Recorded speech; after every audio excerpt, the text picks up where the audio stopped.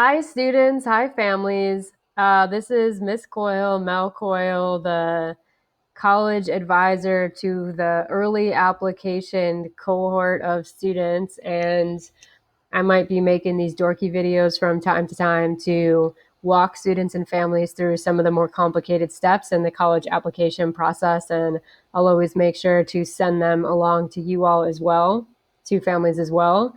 So I want to talk about the FAFSA4Caster. So this is a great tool to estimate how much money the government thinks you can afford to pay to college and estimate how much free money your child can get and how much loan money your child can get.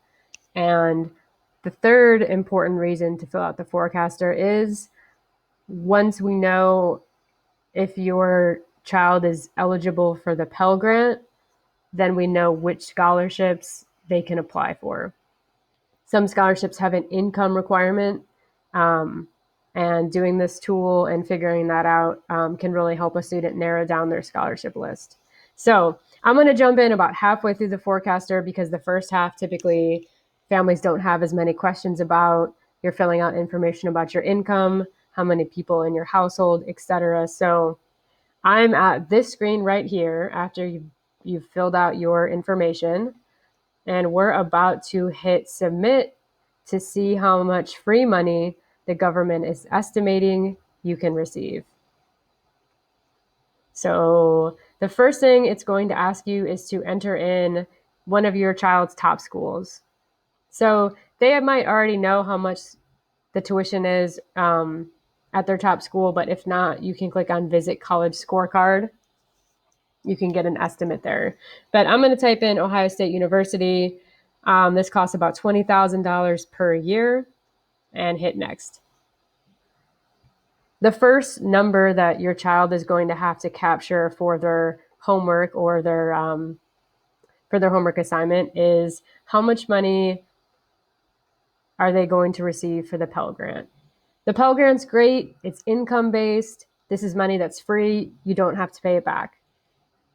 The next three boxes you can leave blank because we don't have that information yet because we haven't started applying to college. So hit next. This shows how much money you can get for work study. This means your child gets first dibs for campus jobs, and they can use any money that they make to cover expenses. This means that this is how much loan money your child can borrow per year, and $5,500 a year is the max.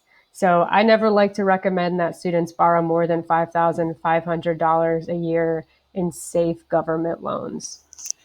So most students and families will qualify for the full loan amount. Now I'm going to hit calculate. And this is the last screen. So the final three numbers that your child needs to capture is, okay, here's an estimate of how much total federal aid the government is going to offer.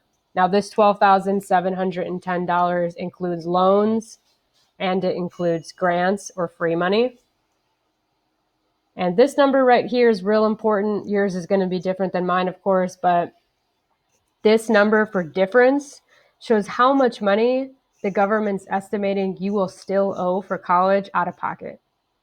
So that's how much money you'll owe after you get the free money, after you get the loans, which is why I'm really pushing students to apply for scholarship money, because even a couple extra $1,000, it's going to help close that gap. And unfortunately, even with all the free money and all the loans that students have access to, a lot of times we still end up with a gap somewhere between $5,000 and $10,000. And the last number, which is really tiny but important, is the estimated EFC.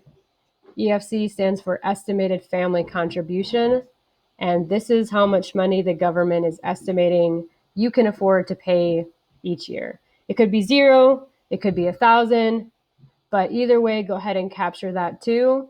And those are the numbers that your child will need to put for their homework. Please reach out, email me any questions that you might have, and be in touch, and I'll talk to you all soon.